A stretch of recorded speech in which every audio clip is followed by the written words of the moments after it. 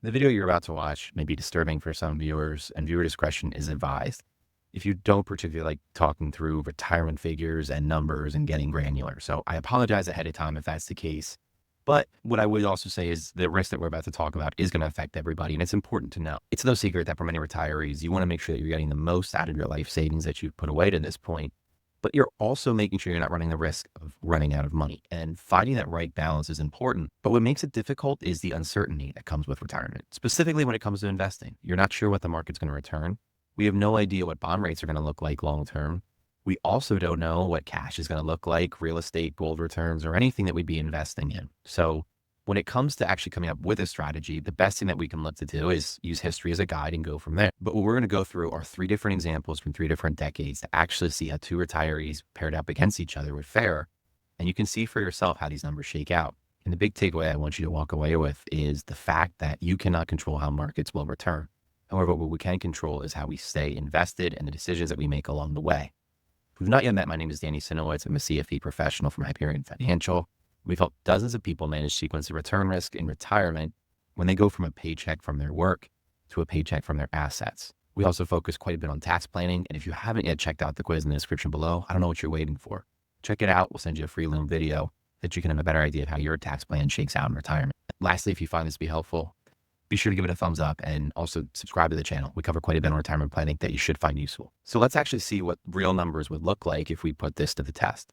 First, what I want to talk through is the actual source that I used for some of the returns. And as you can see on this calculation, there is quite a bit of returns dating all the way back to 1928. It tracks a number of different sectors that we're going to look at, and we're going to kind of take this as our guide. However, it doesn't have any specific funds that we look to utilize. So just be aware that we're not actually talking through specific funds. We're just looking if you are invested in each of these sectors at a high level. We're also going to look 1980 onward. We're not going to step all the way back to 1928.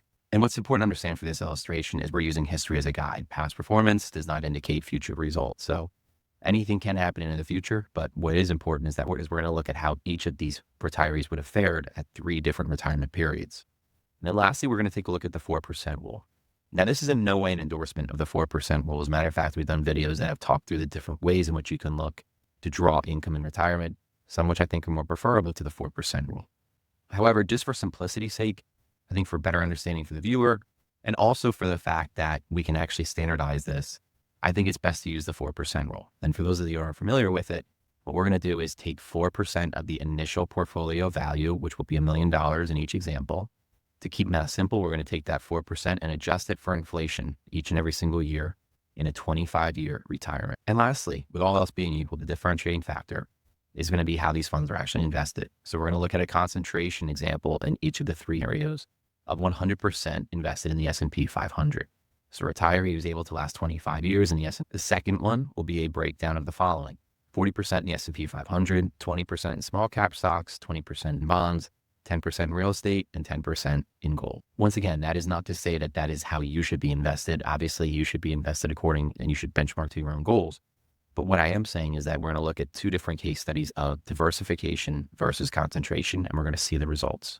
Let's start in the first scenario, which would be retiring in 1980 and then ceasing retirement or passing away in 2005. We're going to see how the actual portfolios do, withdrawing 4% each year from the initial $1 million and then adjusting for inflation along the way.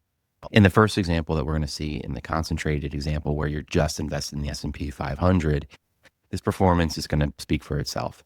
This retiree is going to do incredibly well. And with the bull run that took place in the 1980s to the 1990s, this retiree is pretty much set and can withstand a pretty significant market correction. The tech wreck would have taken away some of the wealth, but this retiree would have hit 6 million, despite the fact that this retiree also would have been taking 4% from their account on an ongoing basis. Therefore, what we can see is this retiree would have done incredibly well had they been invested in the S&P 500, and it would have been pretty substantial in terms of the return. If we take a look at the diversified approach, you can also see that this retiree would have done pretty well for him or herself as well. The 4% in the income would not have been affected in any way. And as a matter of fact, you're taking the same amount of income than you would have in either example, which really would be how the 4% rule works. But the difference would be the final amount. And as you can see, the amount that was taken home by the second retiree was not nearly as much as it was in the first example. You're talking about a $2 million difference in each of these examples from the first one to the second. That being said, I think it's fair to say the second retiree would have enjoyed retirement pretty well. While they may not be passing as much along to the next generation, the first example would show this retiree would have a very secure retirement with plenty to show for at the end. When we compare the two on a chart together, again, you can see that the bull run of the 90s that really takes place for the first retiree is what leads to the expansive growth. This substantial difference does again amount for an almost doubling of the final number that they both would pass away with. That being said, I think either retiree in this example would do well for themselves and would consider their retirement a successful one. Now, the second example we're going to look at is retiring in 1990 and then passing away in 2015. And this is where things can look a little bit different. The first example we're going to again look at is a concentrated example, 100% in the S&P 500. And the timing of this is important. In the year 1990, there was a downturn, so you're going to notice a quick dip to start, but it's quickly made up over the next several years. We may also remember the bull run that ensued in the mid to late 90s, and as a result, that would lead to this retiree having quite a bit of wealth built up. By 1999, the $1 million has almost tripled to $3 million in just 9 short years. And that being said, what goes up must come down. And again, the tech wreck of the early 2000s would also have an effect on this retiree's portfolio. So we can see that the $3 million that is almost achieved does come back to earth quite significantly. That being said, this retiree is still taking 4%, adjusted for inflation, and still seeing the account balance continue to grow.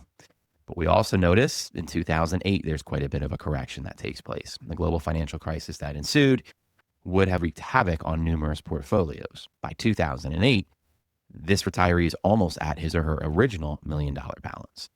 What I think is important to understand, though, is that, again, once the 2008 onward continues to move forward, this retiree is almost going to double his or her ending amount to almost $2 million that they're going to have. And again, their income, the 4% rule, would certainly suffice in this example. But I think it's also important that we're not really looking at the psychology of this retiree in detail. We're going to notice 2 significant drops in the early 2000s and in 2008. The question that you need to ask yourself is, would you be okay if you were this retiree? Looking at the end result, I think that answer is pretty fair to say yes. But along the way, would you be able to handle the ups and the downs that had taken place, specifically the headlines that are in there, especially as a retiree later in your life, knowing that you may not have the amount of time to make up losses? What if we take a look at the diversified approach?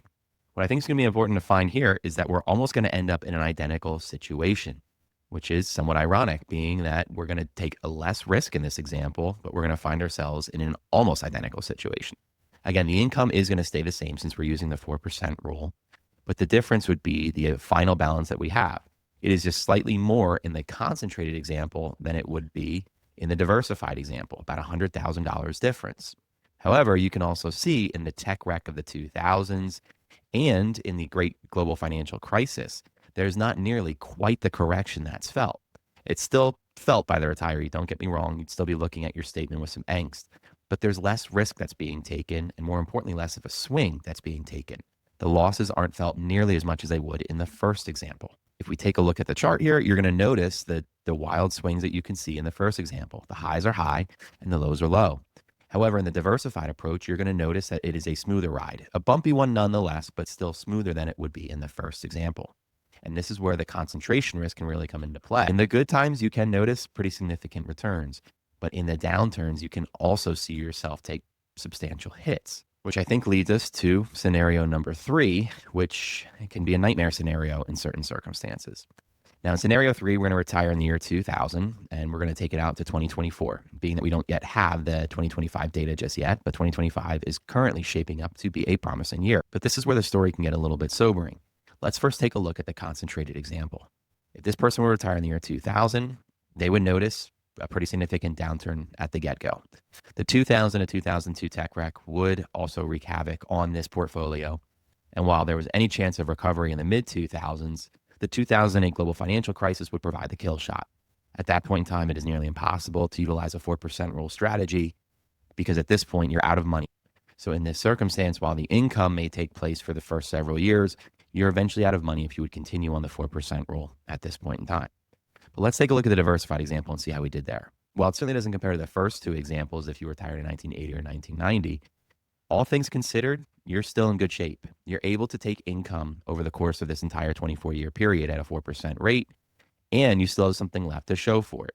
While you would technically be dipping into your principal and you only have about $700,000 at this point, You would have lasted one of the worst times to possibly retire in the middle of one of the worst global financial crises and still had something to show for it. As we can see on the chart, the comparison chart here, again, diversification clearly will outweigh the concentration risk.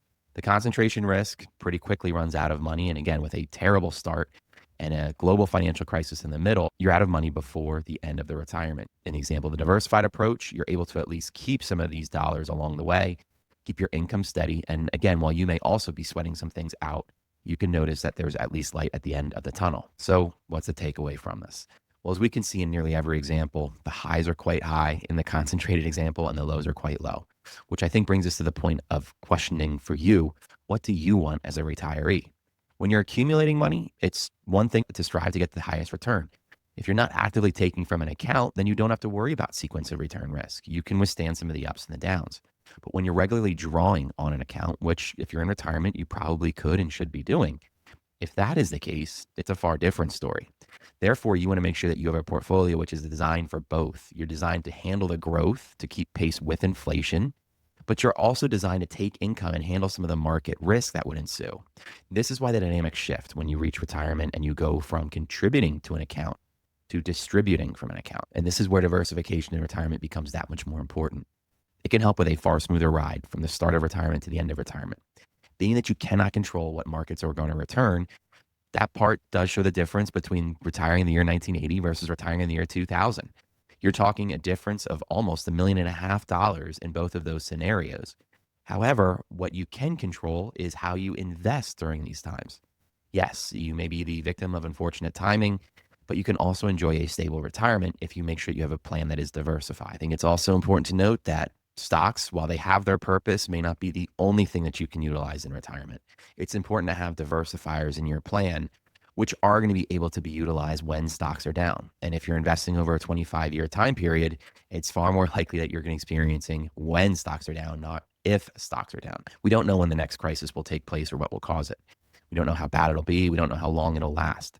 But what we do know is that corrections do happen and that you have a plan in place that you're able to still sleep at night knowing that your account balance has taken a hit. My hope is that the takeaway from this is that you walk away understanding that you can only focus on what's within your control. Being that we can't control what happens in Washington or what happens overseas or what happens that will cause the next great market downturn. What we can control is how we're invested and how we take income from this. The 4% rule was used for illustrative purposes early. I do think there are other ways in which you can take income that if you use it properly and are beneficial to you, that you can get max enjoyment out of that. The other thing that wasn't mentioned in this video were guaranteed income streams, whether that be a pension, part-time work, or Social Security. And Social Security is a great example where you can supplement income and cover fixed expenses. And if you aren't yet sure if you want to collect Social Security or not, check out this video right here, which can go through a strategy of delaying Social Security, but still looking to retire early.